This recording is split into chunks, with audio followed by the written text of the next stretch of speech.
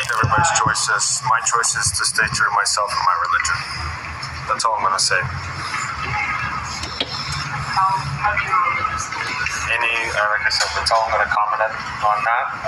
If you have any hockey questions, I would answer those. No, of course not. The National Hockey League has now become a social experiment. Now, if it was such a great idea to go around with gay rainbow flags on hockey sticks, then make it voluntary. Just say, okay, if you want to take a rainbow jersey, then so far, no, but it's the forced compliance. We are going to call you out. And it's so bizarre. I can't imagine that the average hockey player or the average hockey fan is sympathetic towards the just kind of over repetition and focus on the gay agenda. I can't imagine that this is popular. Allegedly, NHL revenue is way up and that the NHL is more popular than ever. I don't feel that or see that. The NHL has never been less interesting to me. I don't know a single person that watches hockey. I used to love the Blackhawks way back when, Patrick Kane and Jonathan Toews. I don't think I've watched a hockey game in years, and I do not wish them well. But so anyway, the media is coming after Ivan Provorov with everything they have. Here's the Flyers head coach speaking about this. Play cut 67. There's a report that he wasn't in Moros because he didn't want to wear the Pride jersey for Pride Night. Do you have any comment on that? He's being true to himself and to his religion. This has to do with his belief in his religion. And it's one thing I respect about Provi. He's always true to himself. And so that's where we're at with that. Was there any consideration on your part when he chose not to wear the jersey to not play him as a result? No. I'm not going to answer many more questions on it because I just think it's unfair. It's a very interesting moment, isn't it?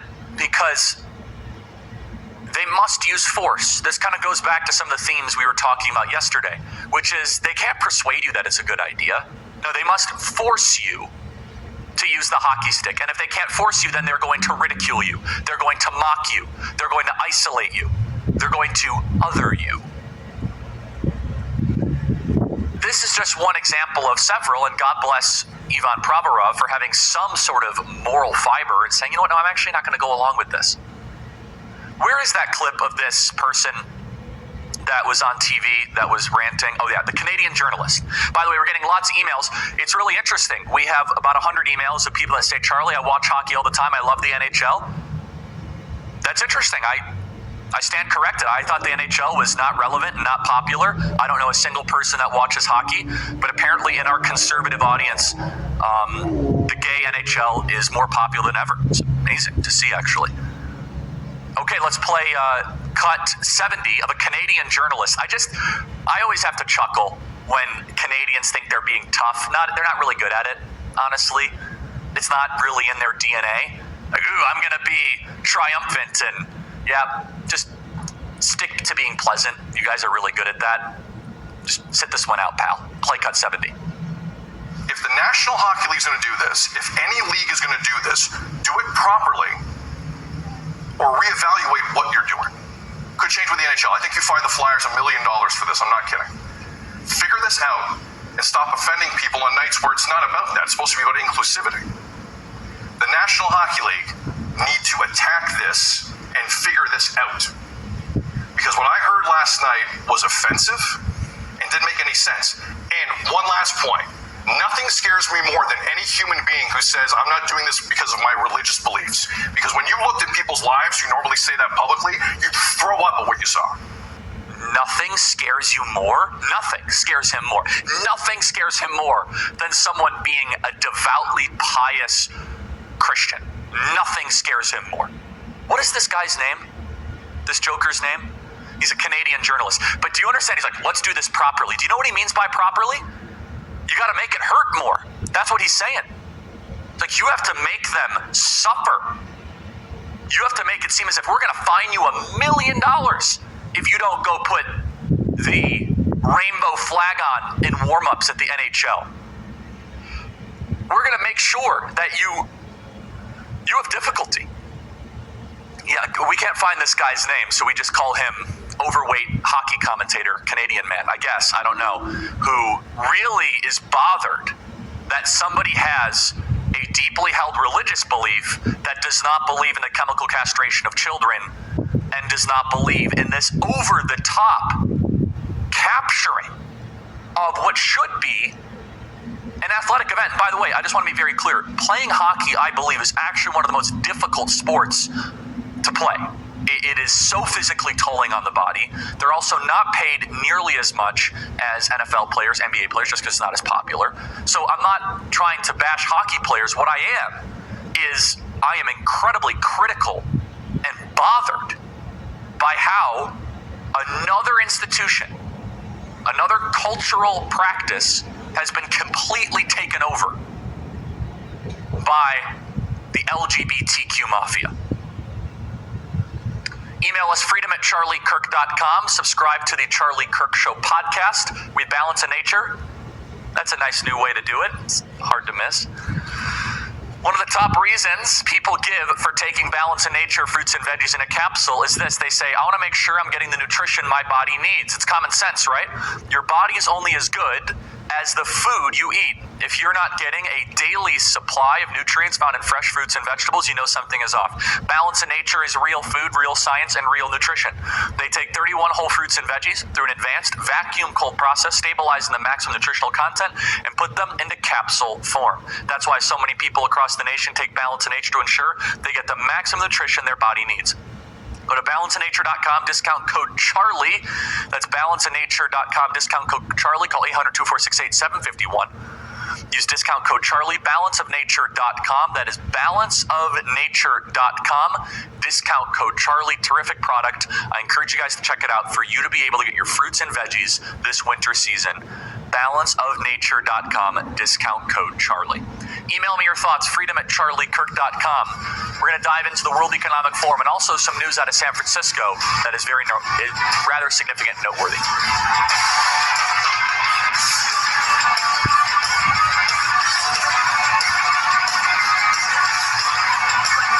One of us that thinks this country has gone totally nuts, whether it is Russiagate, market crashes, selling oil to China, or out of control inflation, right now you need a financial mind who understands your concerns, but at the same time has a Christian worldview of money.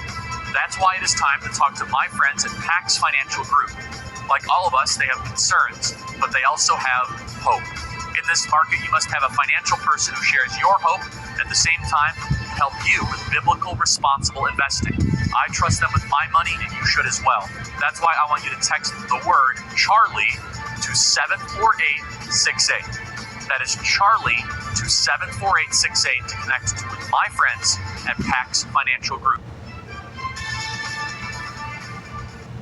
And Greg Kelly joins us now. Greg, welcome to the program. Hey, Charlie, thank you very much for having me. Thank you for everything you do. Thank you for Turning Point USA. Thank you for your own amazing Twitter content.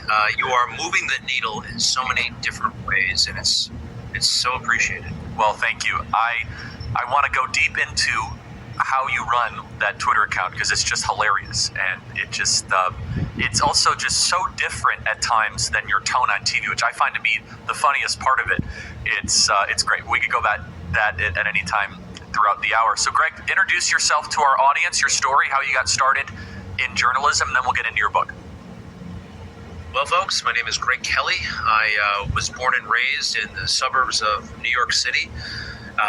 My father was a police officer who, my entire life, he was just a cop, and then worked his way up. And by the time I got to college, Fordham University, shortly thereafter, he became the police commissioner. So Ray Kelly is somebody you might be familiar with. I dedicate the book to him. After college, I followed in his footsteps. I went into the Marine Corps. I went through officer candidate school during my college years and was commissioned as second lieutenant. When I got out of college, I served for 9 years active duty. 5 years I was obligated after flight school, and flight school took 4 years. I was a pilot, flew the Harrier jet, had a great time, an amazing experience, got to fly over Iraq, got to land on aircraft carriers. But I always knew that I would do that for a time, and then do something else. And actually, I thought about doing journalism when I was in college briefly. And for me, I had a kind of a problem with the idea that at 21 or 22, right out of school, I would be asking public officials questions and holding them accountable. I was not equipped to do that at 22, and I think most 22-year-olds are not. Charlie, you're not much older. You are equipped. You have this God-given brilliance, and you're in the right place at the right doing what you need to be doing. But so many people in media, I think they go in prematurely. They don't know anything. And it gave me a foundation. It gave me certain expertise. And it made me, I think, a better person in the Marine Corps. And I decided, what do I want to do? Do I want to be an airline pilot? Do I want to join the FBI? I thought about that for about a day and a half. And my brother said, you've always liked current events. You thought about it in college. What about reporting? What about journalism? And it just clicked. And I thought, wow, that's something I could actually get excited about. And I sent resumes all over the country. Got hired by a very small station in upstate New York. I was a little bit older than most of my colleagues. I was 31 at the time.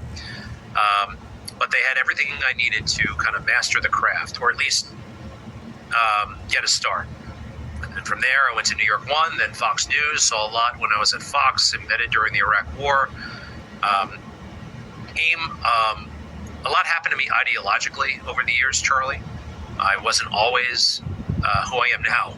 I got here because life happened to me. I had to learn lessons. I had to see things. I had to feel things. I had to make some mistakes, quite frankly.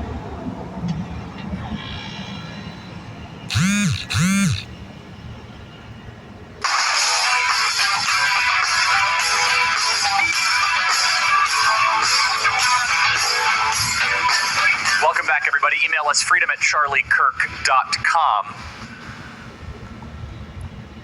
I don't want to spend too much time on hockey. I really don't, but I think it is significant. And it does bother me. The coach comes out, and I know what he means by this. I want to applaud the coach for defending his player, but he was imprecise in his language, and far too many conservatives are imprecise when they say, well, they're being true to their self. What does that mean? Have you actually deeply thought about what that means? Being true to oneself is a new age phrase that implies as long as you believe it's right subjectively, then who are we to interfere? And that's totally wrong.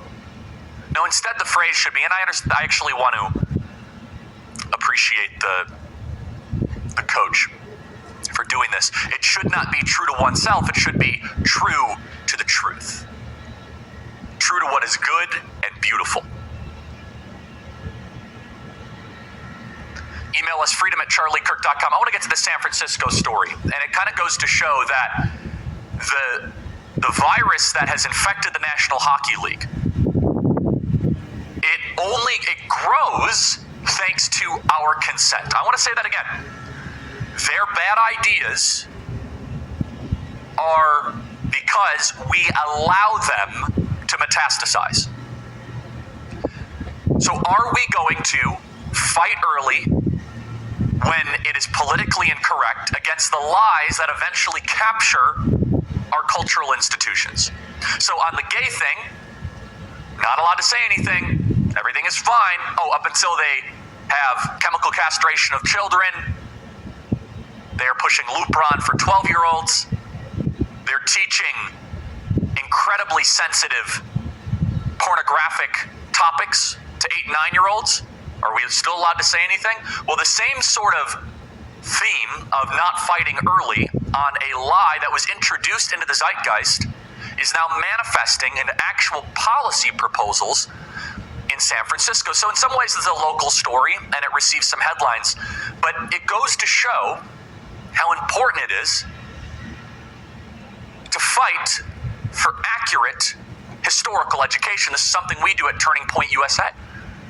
First and foremost, Turning Point USA is an educational movement to teach proper history. We have Turning Point Academy, we have our high school chapters, our college chapters. And so San Francisco has recently issued a report. The San Francisco report comes after a reparations committee met, whose job was to investigate the subject of reparations and produce recommendations. It's been 2 years and they've delivered their report, and it's nearly 60 pages long. Pieces of the demands include they want $5 million for every black reparations recipient. They want a guaranteed minimum income for every black of $97,000 a year. They want $97,000 of those payments to last for the next 250 years. This is not some sort of abstract college essay. No, this is an actual policy recommendation done by the San Francisco government. They want special racial favoritism in all of San Francisco city hiring, promotions, and contracting. They want black teachers to be paid more than other teachers as compensation for teaching a white supremacist curriculum.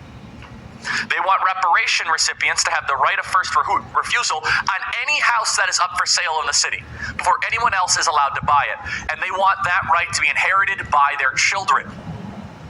This reparations proposal has gotten some coverage, and people say, oh, wow, they want so much more money. But no, there is a deeper truth to this. First of all, it's a grossly racist document. Some of the most racist people in America are black supremacists. You're not allowed to say that out loud, but it's true. Hakeem Jeffries, was it his uncle or his father? Professor Jeffries, he was one of the most racist thinkers of the last 20 or 30 years. It was his uncle. Yeah, that's correct. He believed in melanin supremacy. I think he was a professor at Harlem College or something, or somewhere in New York, if I'm not mistaken. I'm sure that's going to get written up, but let me say it again. Some of the most racist people in high society are black supremacists. Leonard Jeffries, thank you, was a proponent of melanin theory, which posits that the greater skin pigmentation makes black people inherently superior to white people. He says melanin allows black people to, quote, negotiate the vibrations of the universe and deal with the ultraviolet rays of the sun. That is Hakeem Jeffries' uncle. I'm going to touch on this in the next segment. We're up against a break, but all of this, these policy recommendations by the San Francisco city government, they happen when we allow 1619-ism and the lie that America is systemically racist to grow like a malignant cancer, like a tumor taking over our country. We'll be right back.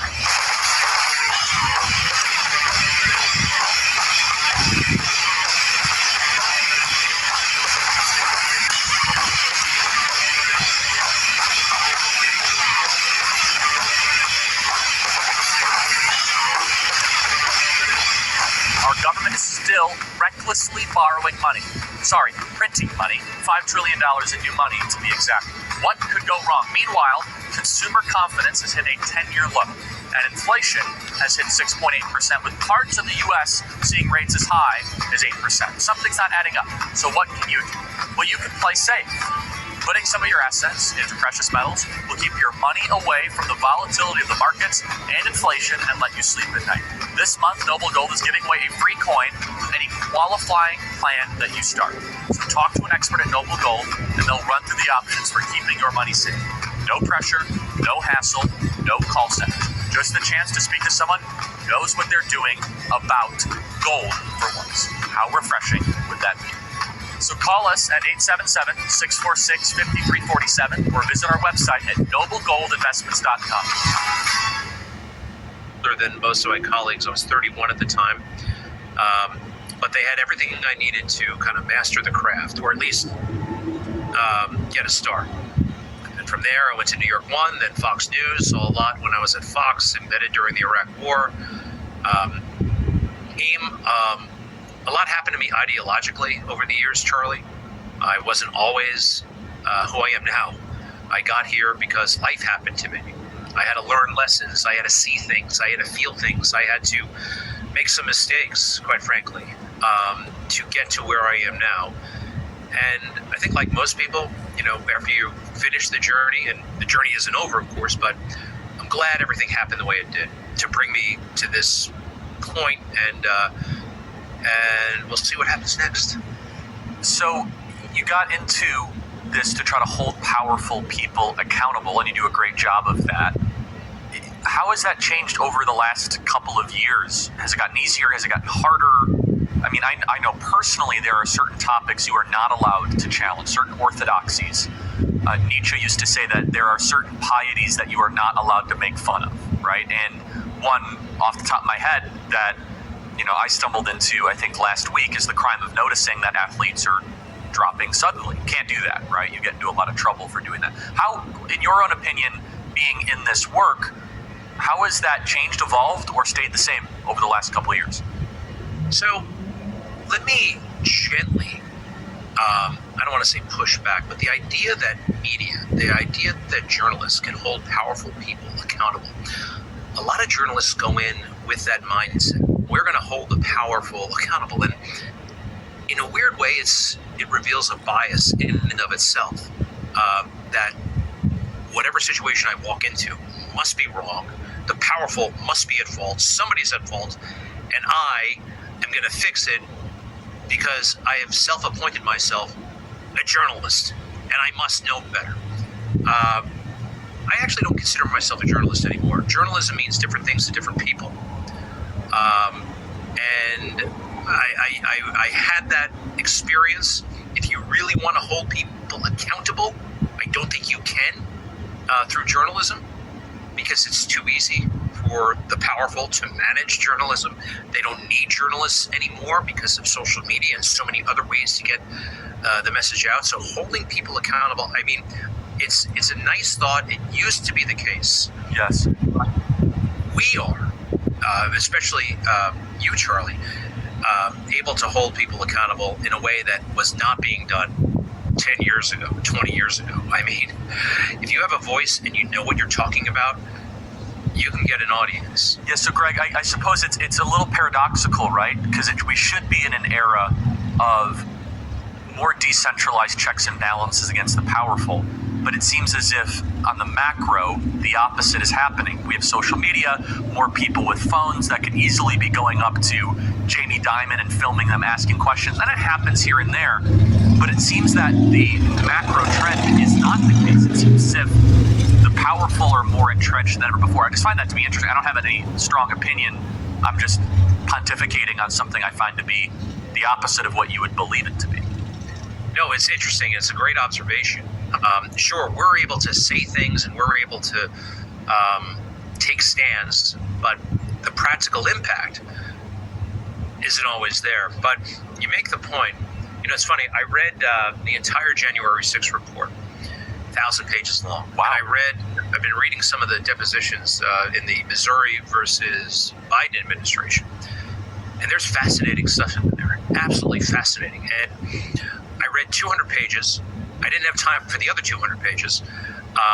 2 weeks later, I got to the other 200 pages, and I see in there that Elvis Chan, the FBI agent, is friends with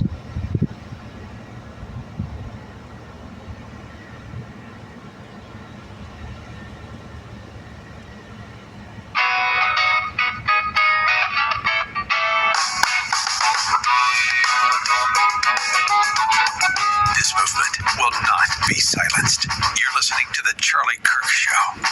Welcome back, everybody. Email us freedom@charliekirk.com and subscribe to the Charlie Kirk Show podcast. I want to tell you about Consumer Research.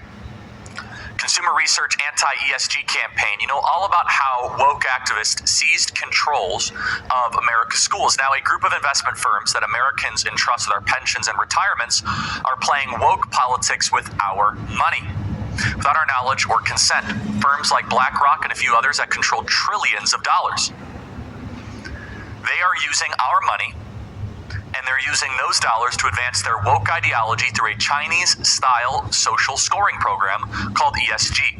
They claim it promotes corporate responsibility. What they're really doing is using Americans' hard-earned money to finance their political agenda, forcing businesses to comply or else. Some state leaders are fighting back, and more are joining, letting firms like BlackRock know they can't play politics with our pensions. They can either do their job, maximize returns for shareholders, or get lost. To learn more, go to consumerresearchers.org. That is consumersresearch.org. I want to make sure I get the website correctly. That is consumersresearch.org. They've been defending consumers against fraud and abuse for decades, and they still are. Go to consumers, that is consumers with an S, research.org to learn more about their mission to protect consumers from woke investment firms like BlackRock. That is consumersresearch.org. I encourage you to check it out. They do a wonderful job, so check it out. consumersresearch.org. Portions of the Charlie Kirk Show are brought to you in part by consumersresearch.org. I want to welcome to the program, all the way from Davos, Switzerland, Savannah Hernandez, who is on the ground at the World Economic Forum. Savannah, welcome to the program. Thank you so much for having me on, Charlie. What are you seeing? What are you hearing on the ground? What is the vibe in Davos? Well, the first thing, Charlie, is that it's absolutely freezing over here, okay? So, we heard about global warming for years, but I have been freezing. I'm not joking. I was interviewing people on the streets because I wanted to get the mindset over here. And of course, the climate crisis at the forefront for the World Economic Forum every single time they convene for their meeting. I was speaking to one attendee who told me that there is no snow on the Swiss mountains as a result of the climate crisis. I would beg to differ. There's snow everywhere. It's absolutely freezing. So just an update on that. But a couple points here, Charlie, that I wanted to bring to viewers, bring to the show. Now, attendees and members of the World Economic Forum that want to, join these meetings are, of course, being PCR tested. Now, this is not surprising to any of the audience members, but this is really interesting to me because if you reject this PCR test, then your digital ID badge is deactivated and you're not allowed access into the meeting. And I think that this is very telling of where the World Economic Forum's mindset is at, right? For the population that might not want to adhere to their net zero policies, that might not want to adhere to a lot of what they're pushing on the world's population, if you don't want to capitulate to them, if you don't agree with what they're saying, then they will simply try to, excommunicate you from society. So a very interesting mindset with that. So you're reporting live from the streets of Davos, and they're talking about potentially having more hate speech laws. A focus of this year's meeting seems to be trying to restrict dialogue and freedom of expression. Can you talk a little bit about that? It seems as if all roads lead back to the relentless crusade on our ability to speak. Absolutely, Charlie. I have really been looking into the World Economic Forum and everything that they stand for, and they're a very restrictive organization. Now, they are trying to come down on us via speech because they want to be able to control our thoughts. They want to be able to control our opinions. One of the reasons why the climate crisis is consistently put to the forefront with these people is because it is a great tool for fear propaganda, essentially. And we know that a population that is afraid is a subservient population that is willing to give up their rights and freedoms. And so if we look to the hate speech laws and what is being passed with this, what is one thing that we're not allowed to speak out against? The climate crisis. This is one thing that we're never allowed to push back against. And when we're not allowed to really inform the population about how, okay, back in the 1970s, it was the ice age that we were potentially going to be going through, global cooling. In the 80s, it was then global warming. We were also dealing with a hole in the ozone layer, which actually closed up, and now it's climate change. Now we're, with these new hate speech laws, not going to be able to inform the public about this history of climate change, how it has been used to fearmonger to the public for decades. And again, this is just another control tactic. I totally agree. I want to play a piece of tape here of just some of the chatter. And again, Turning Point USA, our Turning Point USA team is live on the ground in Davos, and it's quite an effort to get there, and so we're very thankful for that. I want to play a piece of tape here. Let me find it. So it's Brian Stelter, I believe. Let me try to find this one here. Yep. Okay. Cut 40. Brian Stelter talking about the war on speech and the need to be able to stop disinformation. Play cut 40 as a disinformation expert. I'll tell you a brief, funny, maybe not funny story. So I leave CNN, and there's a crazy website that posted an article saying I was arrested by military police.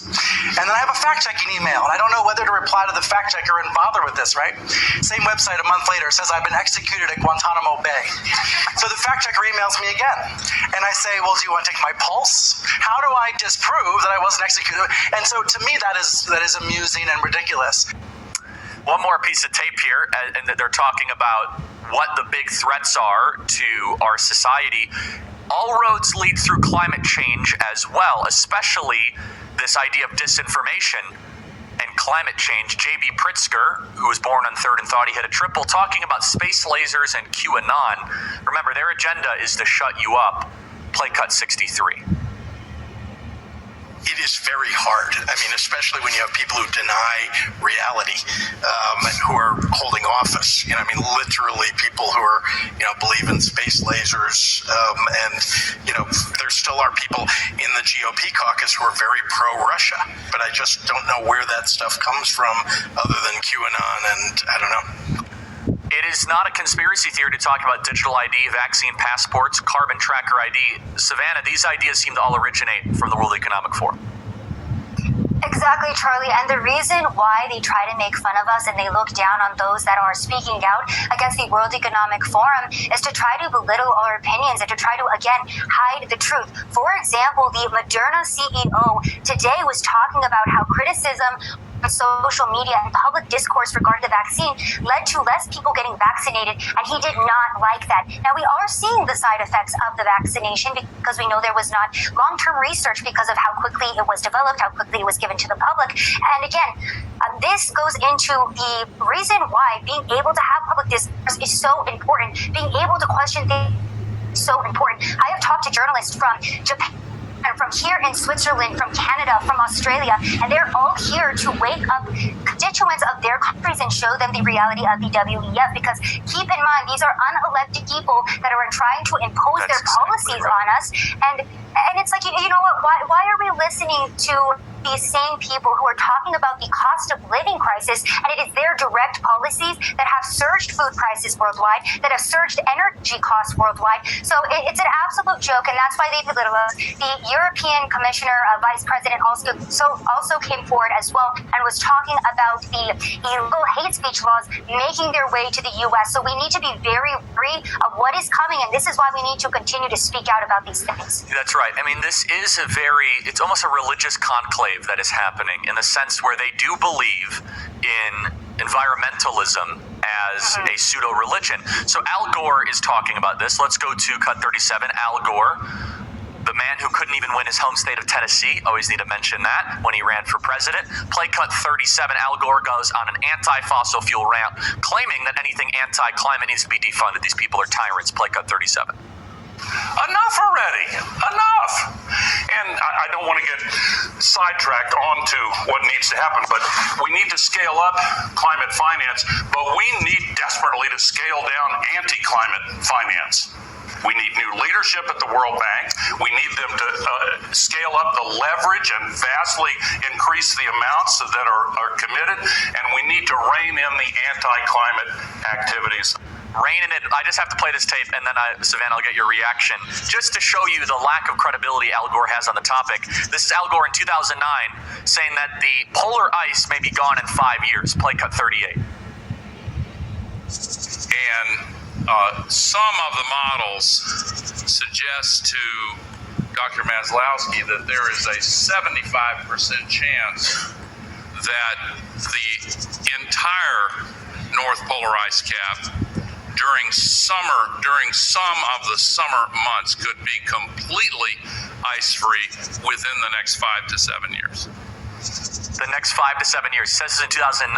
Not only is it true, the opposite is true. Savannah, 1 minute remaining. Your reaction on the focus of environmentalism. So what I want to bring up with this is the concept of mental health, because I keep asking people on the ground, hey, let's talk about the climate crisis, and they keep bringing up mental health. And the reason why I am bringing this up is because, like I said previously, all of these statistics and all of this propaganda that has been fed to the masses is leading to, honestly, a depopulation effort. We have an entire generation now that is afraid to procreate and have children, afraid to eat meat, afraid of farming, afraid of the very fossil fuels that fuel this entire world. So, again, this is just one of the most effective tools. We saw it with COVID. We saw the fear-mongering around that. We saw how easily people gave up their rights and freedoms when they became afraid, and that is why they continue to push the climate crisis on us that has been debunked time and time again. Savannah Hernandez, live from Davos. Be safe and continue your great reporting. Thank you so much, and check out Sav Says on YouTube. Do a great job. Thank you. Thanks, Charlie.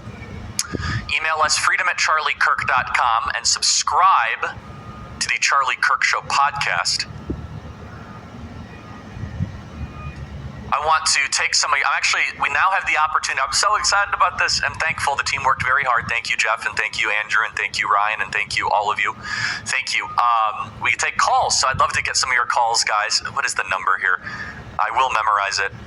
833-949-5475 if you want to call in the next segment. We'll try to take a call or two. 833-949-5475. Email us your thoughts, freedom@charliekirk.com. The World Economic Forum is continuing to meet as they are going through their different plans and policy proposals to usher in a one world government. Elon Musk has spoken out against the World Economic Forum. He said, this is something people did not vote for. It's not something they want, and it's incredibly dangerous. Elon Musk is correct. Notice Elon was not invited to the World Economic Forum. I want to tell you guys about ReliefFactor.com, 100% drug-free Relief Factor. Learn how tens of thousands of Americans are getting out of pain 100% drug-free. Try the 3 Quick Start and feel the difference. ReliefFactor.com could be the best solution for you. Check out Relief Factor Calm, Relief Factor Energy, and Relief Factor Sleep. Relief Factor Energy is terrific. Help your body make nutrients readily available when you need it. Provides taurine, an amino acid that helps improve your circulatory function in your body. It provides B complex, including biotin, choline, and inositol, supporting your body's ability to efficiently rebuild itself. Look, there's a lot of stuff going on around right now. You need to be able to get the nutrients that you need. So go to ReliefFactor.com. That is ReliefFactor.com. Check out the Relief Factor family of products. I encourage you guys to check out all the different options they have available. Relief Factor Quick Start. Relief Factor is a powerful 100% drug-free. That's right, 100% drug-free. You guys can read the reviews. They're pretty remarkable. You can see them right there. One here, Relief Factor works so well for my knee pain. Product worked very well. It seems to be helping with the minor aches and pains. So check it out right now, ReliefFactor.com. That is ReliefFactor.com. 100% drug-free Relief Factor. So check it out, ReliefFactor.com. Email me your thoughts, as always, freedom@charliekirk.com. I also want to kind of capstone the point I was making about San Francisco. If we do not teach accurate American history, and we allow the 1619 idea pathogen from Nicole Hannah-Jones to continue to grow in our society, we're going to get really bad ideas. Lies that are not confronted soon become policy. We'll be right back.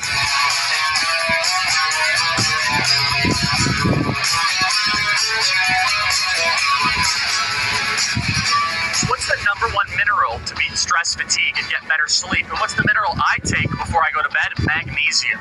But not just any magnesium. The one I recommend is Magnesium Breakthrough from Bioptimizers, because it blends all 7 essential forms of magnesium into one effective supplement, so you can relax less, stress more, sleep deeper, and experience more peace throughout your day. Most magnesium supplements fail because they are synthetic or use preservatives. When you get all 7 critical forms of magnesium, your body gets a serious upgrade, from your brain to your sleep, pain and inflammation, and muscle tension. With this one simple action, you can reverse magnesium deficiency in all its forms and start feeling the benefits quickly. Go to magnesiumbreakthrough.com/Charlie to get a 10% discount with the coupon code Charlie10. Magnesium Breakthrough is amazing. I take magnesium all the time. Try the powerful effects of magnesium for yourself. FBI agent is friends with Lisa Page and worked with Peter Strzok. I felt negligent that I didn't find that out sooner, but nobody knew that. Nobody was telling. It was right there, hiding in plain sight. Ultimately, it was picked up. There is so much information out there, and they can actually say this is to hold them accountable. We're overwhelmed with information, and very few institutions are equipped. They have the time, the bandwidth to sit there and read 1,000 pages of them. Yeah. So you read the whole January 6th report. I did not. A minute remaining, and we are going to get into your book. I want to talk about it. It's Justice for All. What was your big takeaway, if anything?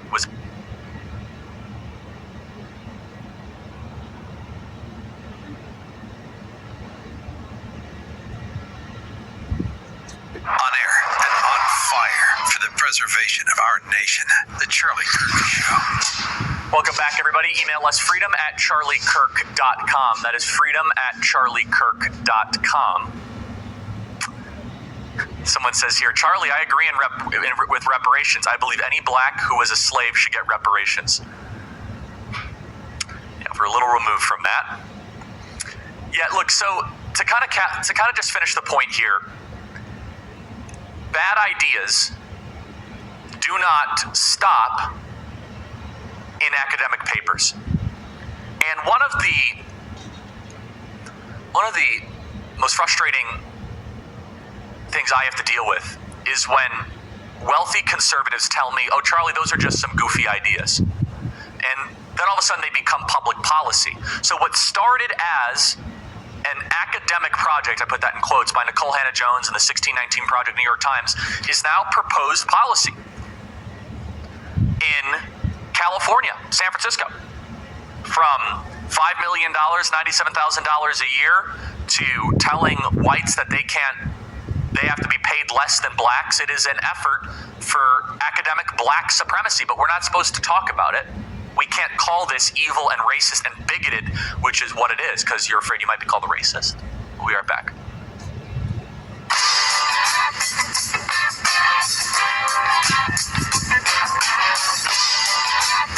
Welcome back, everybody. Email us freedom@charliekirk.com. The World Economic Forum is meeting here. If you do not fight evil early, evil will metastasize. It will grow into something larger than itself that could capture institutions and with it, your society. I want to go to this cut here, and then I want to try to get to a call or two. Remember, they, at the World Economic Forum, they need a crisis. That's why they call it the poly crisis. Tyrants are in need of a crisis. When a crisis occurs, you're allowed to have a lot of power, act decisively, act unilaterally, take people's freedoms and liberties away. Never let a crisis go to waste. You're allowed to have emergency powers, like we saw in COVID. Tyrants and dictators will almost never say everything's fine. No, they need a crisis to be able to expand their Leviathan over your life. 30 days to slow the spread, 90-day COVID emergency. We are still living under emergency use authorization powers, so they always need to try to find a new crisis to justify their power grab over your life. They are crisis hunters, crisis creators, crisis seekers. If everything was just fine and things got back down to normal and the temperature went down and the blood pressure went down, a dictator or a despot would not be able to justify their existence. No, they're trying to enter you into a mindset where the crisis is perpetual and the only way to get rid of the crisis is to give me more power. Play cut 56. Scientifically, this is not a climate crisis. We are now facing something deeper. Mass extinction, air pollution, undermining ecosystem functions, really putting humanity's future at risk.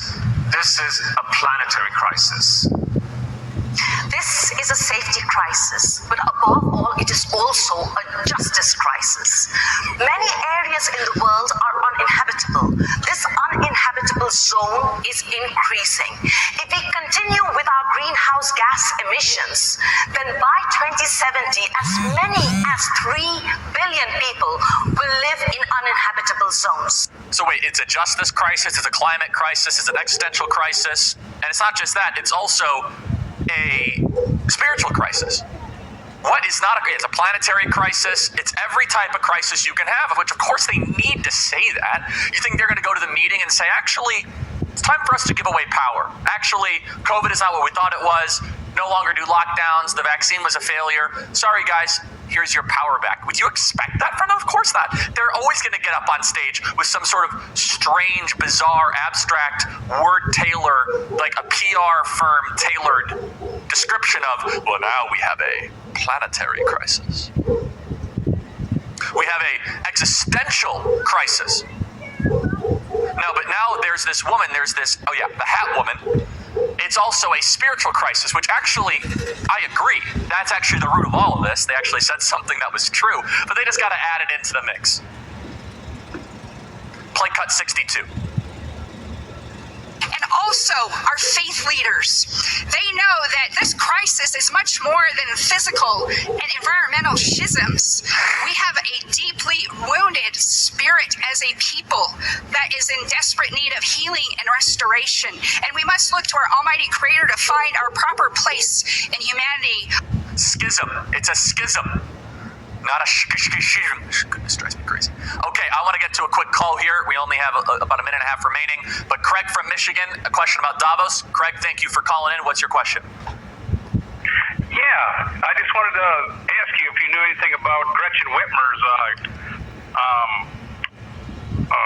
part there. I wonder if she had any video on her speech, because we're in a bad way here in Michigan. We got these very bad people running the state here. Yeah, thank you for the call, Craig. I have not seen anything from Whitmer, but I do find it interesting that she is going to Davos. I haven't seen her on a panel. I'm sure something's going to surface soon. We saw J.B. Pritzker. But isn't it interesting that the person who has the state that oversees auto manufacturing is also in Davos? It's intentional. They need to try to get all of the civic, governmental, and domestic leaders in harmony of their agenda to try to transition. Remember, everything to them is a transitory, to smash what is and to try to create what is to come. But the only way you do that is through this messy dialectic process of transition. And having the governor of Michigan involved is a key partner in that. It's probably one of the great disappointments I had in the midterm election cycle, the fact that Tudor Dixon didn't win and Gretchen Whitmer, the wicked witch of the West, was able to win re-election. And I put win in quotes. Email us freedom@charliekirk.com. I want to take more of your calls and your questions. A lot of elements that we covered in this hour, but I'm just going to kind of tie some of it. One part that I want to reemphasize: if we do not fight lies early, if we comply in the early stages, evil grows to a level that we're not comfortable with. We'll talk more about that in the next hour. We'll be right back.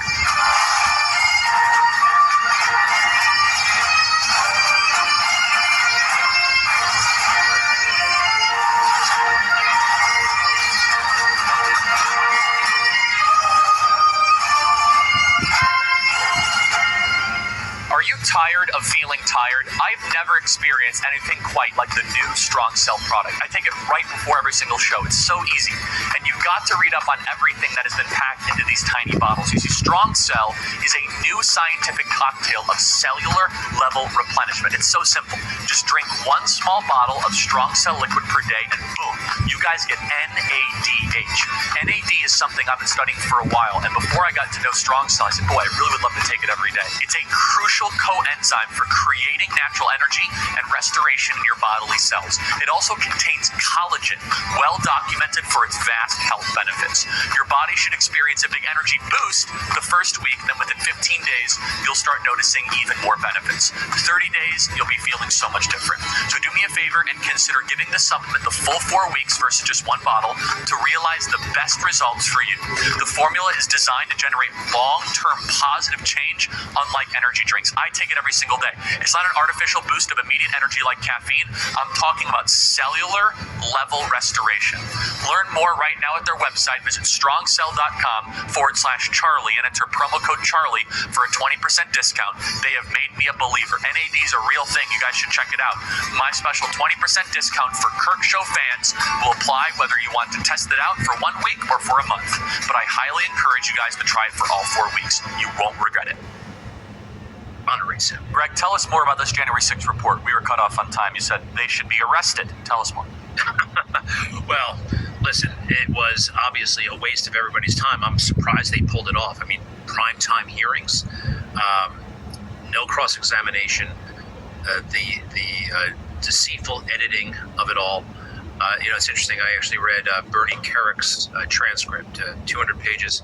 Bernie is amazingly articulate, powerful. By the way, he actually raises the issue of the potential of real election fraud. And just because they did not have smoking gun evidence, that's actually not the bar that's set for an investigation or for a lawsuit to go forward. Bernie was great. And also, he brings up Ashley Babbitt. You guys are not talking about Ashley Babbitt, he tells the panel. No one's talking about Ashley Babbitt. You're all lawyers. There's nobody in this room who can say that that was a justified shooting.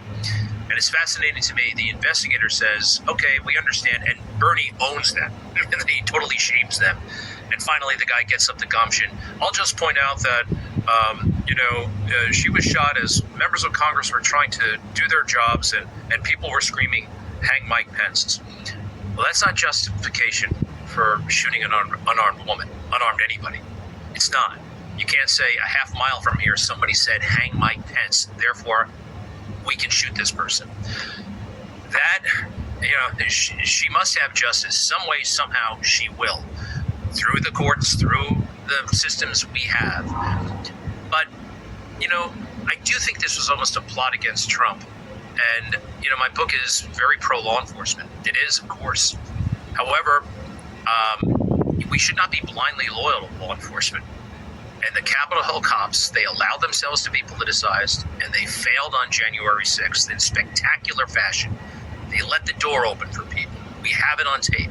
They walked away at the key moment just before Ashley Babbitt was shot. How do you defend that? So many unanswered questions, but what's worse, so many unasked questions. Yeah, that's correct. Yes. So I'm still kind of coming to terms with the report, what I should do with it, what I can do with it. But the idea that these holes, these problems, are in plain sight, and nobody has the time to tackle it, including me. I only read it because I happened to be on the plane for an excessive amount of time, and I don't travel very much. But once you deal with it, then where do you go, and who? No one seems to have the bandwidth anymore, Charlie. Everybody is in a rush, and I'm talking about our lawmakers, and I love them. I love some of them, and I wonder if they're not looking to make a splash on Twitter rather than the drudgery of oversight and work. Not all of that is tailor-made for viral moments. The real hard work of government, and that concerns me. What do you make of the non-discussion of Epps and the pipe bomber? So, the pipe bomber first. And this was one of those moments where I questioned, first of all, did I hear this right? Did I just hear what Lester Holt said? Because you know, and I know, that a pipe bomb was planted outside the Republican National Committee and outside the Democrat. And that's an interesting thing. It's both. It's both. And the mainstream media, Lester Holt, the top of the show, spoke about one bomb at the Democrat National Committee. That's more than fake news. This is somebody in collusion with Democrats, with one side. This is anti-truth. This is somebody at war with the truth. As far as Ray Epps, look, I think he works for the government. I encourage folks to actually check out my Twitter, or you can find this online at Greg Kelly USA. Ray, W-R-A-Y. And you may remember the congressman, I can't recall his name for the moment, from Louisiana, a Republican, who asked a point-blank question of Chris Wray: were there FBI agents or FBI informants inside the Capitol before it was penetrated, dressed as Trump supporters, dressed as MAGA? And he would not answer the question. Now, it never even occurred to me that there was anybody inside the Capitol. I knew there were informants outside the Capitol. I actually know there are FBI agents in that who should have been calling, who could have done a million things to stop what was happening. They didn't want to, in my opinion. But the idea that there were people inside. So Epps is quite a case, and you saw what he said. He orchestrated it. I think he's working for the government. I do. I agree. An informant, or actually an employee, and it's amazing that he is not the most famous man in America. He should be, and I guess I should be doing more on that, actually. Greg, stay right there. Your book is Justice for All. We're going to dive into that, and I agree. I think Ray Epps is on government payroll and or adjacent as an informant. Greg Kelly continues this. Greg, tell us about your book. So the book is Justice for All, how the left is wrong about law enforcement, and a couple of things came together. I'm going to make a little confession here, all right? And I was a totally different person. But in 2008, I voted for Barack Obama. I did think, and I was sold a bill of goods, that he was somehow going to be a president who could ameliorate racial tensions in America. I bought that. I remember the Father's Day speech in June of 2008, and he said rather boldly to a group of black churchgoers that we have a problem in the African American community, and that's too many fathers are AWOL. Too many fathers are MIA. He did And say this that. could lead- Yep. Pardon me? No, he said that. You're right. He owned it for a while until it became inconvenient. Well, Jesse Jackson almost immediately threatened to castrate him, caught on a hot mic on Fox News. And he only went there one time during his presidency. He decided to be a racially divisive president. He always was conflicted about his own race. It's actually in his 17 books about himself. Am I white? Am I black? The blacks don't trust me. They think I'm white. The whites think I'm exotic. He was having all of these thoughts. And he chose, okay, I'm going to go all in, black, victim. Not only am I a black, but I'm a black, and I, but for the grace of God, survived being black as a young person. An incredibly toxic message. But he needed it, especially in 2012. He actually took a pretty big hit with the African American community. They thought things would improve. They didn't under Barack Obama. And he had to emotionalize them, galvanize them to come back to him. And that's really how Black Lives Matter started. So a big part of this book, quite frankly, is to have a conversation about race that's honest and meaningful and real and helpful. Because the conversation about race happening right now is hideously dishonest and damaging. Now, often, as a person who's Caucasian, you would say, well, I it's not for me to say, or, I need I